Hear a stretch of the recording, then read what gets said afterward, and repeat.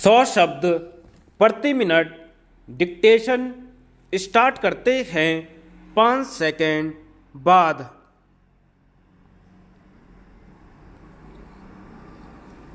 उपाध्यक्ष महोदय, मैं प्रस्ताव करता हूं कि आम चुनावों के बाद भारतीय लोकतंत्र की जो शक्ति प्रकट हुई थी, आज उस पर आघात लगाया गया है। शांतिपूर्ण तरीके से एक क्रांति करके जनता ने अपनी इच्छा से अपनी सरकार चुनने के लिए जिस मताधिकार के महत्व का परिचय दिया था, आज उस अधिकार पर चोट मारी गई है। आज राष्ट्रपति ने एक घोषणा करके हरियाणा की निर्वाचित विधानसभा को भंग कर दिया। यह कार्यवाही हरियाणा के राज्यपाल की रिपोर्ट के आधार पर की गई। यह रिपोर्ट भारत सरकार को 17 नवंबर को भेजी गई। संविधान के अनुच्छेद 356 के अंतर्गत राष्ट्रपति को इस बात का अधिकार है कि वह राज्यपाल से रिपोर्ट प्राप्त होने पर या किसी अन्य जरिए से सूचना मिलने पर संतुष्ट होकर इस बात का निर्णय करे कि किसी राज्य की सरकार संविधान के प्रावधानों के अनुसार नहीं चल रही है। स्पष्ट है कि इस मामले में अन्य सूत्रों का उपयोग नहीं किया गया है। राष्ट्रपति का निर्णय राज्यपाल की रिपोर्ट पर आधारित है। राज्यपाल की रिपोर्ट हमारे सामने है।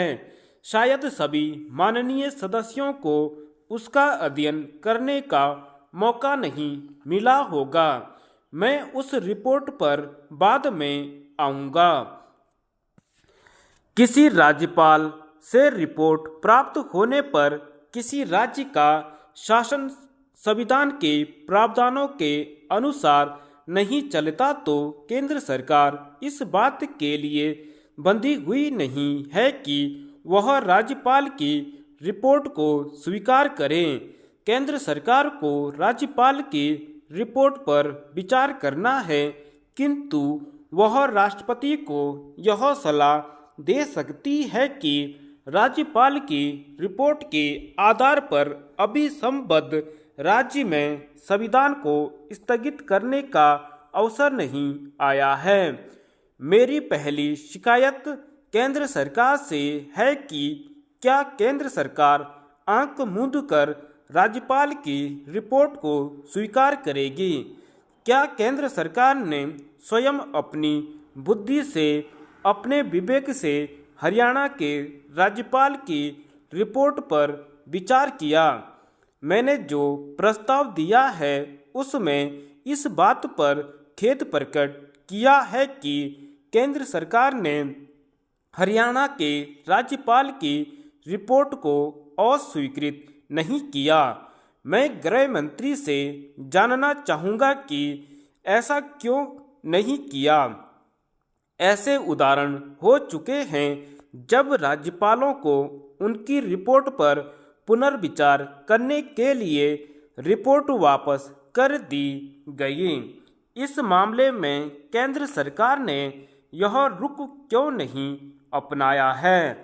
इसका स्पष्टीकरण यदि मंत्री जी कर दें तो इससे बहुत हद तक लोगों की शंका दूर हो जाएगी। उपाध्यक्ष महोदय, जनता की राय क्या है? इसके निर्णायक राज्यपाल बनना चाहते हैं। हरियाणा के राज्यपाल ने मंत्रिमंडल से यह नहीं कहा कि विधानसभा में आपका बहुमत संदिग्ध है, आप विधानसभा की बैठक बुलाइए। पश्चिमी बंगाल में विधानसभा की बैठक बुलाने पर बड़ा तुमार खड़ा किया जा रहा है। पश्चिमी बंगाल के मुख्यमंत्री विधानसभा की बैठक 15 दिन बाद बुलाना चाहते हैं। इसलिए पश्चिमी बंगाल में चुनी हुई सरकार को तोड़ने की चर्चा हो रही है। यह 13 मापदंड अपनाया जा रहा है। जनता की राय का प्रतिनिधित्व विधानसभा करती है। उस विधानसभा में किसका बहुमत है, यह शक्ति परीक्षण से तय किया जा सकता था, मगर राज्यपाल ने हरियाणा के मुख्यमंत्री को शक्ति परीक्षण के लिए नहीं कहा। उल्टे उनकी रिपोर्ट में यह बात कही गई है कि हरियाणा के मुख्यमंत्री ने विधानसभा की बैठक बुलाने के लिए जो कुछ कहा उससे वह संतुष्ट हो गए। मैं उनके शब्द आपके सामने रखना चाहता हूँ।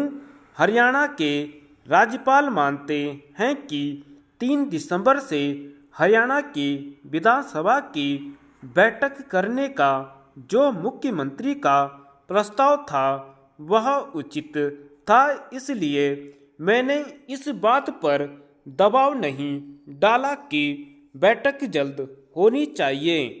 हरियाणा के राज्यपाल ने बैठक जल्दी होने के लिए दबाव नहीं डाला क्योंकि वह जानते थे कि शक्ति परीक्षण में गैर कांग्रेसी सरकार को हटाना संभव नहीं होगा। इसलिए उन्होंने एक नया कारण गढ़ा कि लोग दल बदल रहे हैं। हरियाणा में दल बदल का जो नाटक हुआ है वह बड़ा दुखदाई नाटक है। लोकतंत्र के हर एक प्रेमी को उससे पीड़ा हुई है, लेकिन यह नाटक केवल हरियाणा में नहीं हो रहा है। दल बदल के आधार पर राजस्थान में कांग्रेस सरकार बनी है। दल बदल के आधार पर आज पश्चिमी बंगाल की गैर कांग्रेसी सरकार को तोड़ना चाहते हैं।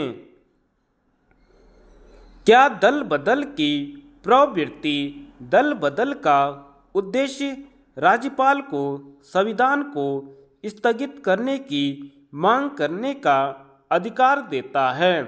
दल बदल एक राजनीतिक अस्वस्थ प्रवृत्ति है। इसका इलाज राजनीति में है, संविधान की हत्या करने में नहीं है। हरियाणा में किसने दल बदला है? किसने दल बदलने के लिए प्रोत्साहित किया है? इसकी अगर हम चर्चा करें तो कांग्रेस पार्टी कोई बहुत अच्छे रूप में निखर कर सामने नहीं आएगी। इन तथ्यों को नज़रअंदाज नहीं किया जाना चाहिए। धन्यवाद।